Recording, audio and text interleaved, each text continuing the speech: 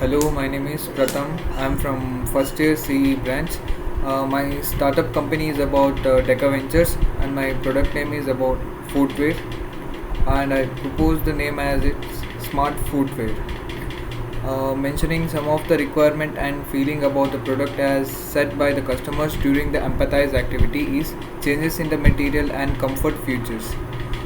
Based on the empathize stage and considering the feelings and requirements on the customers, many new features are added to existing the product. Existing product name is footwear.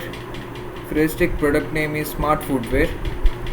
Some of the additional features to be added are mentioned here: biodegradable metal design, some smart features, good quality, and in the prototype stage, a real working model has to be manufactured due to the time constraint. The mentor advised to draw the sketch and the given below.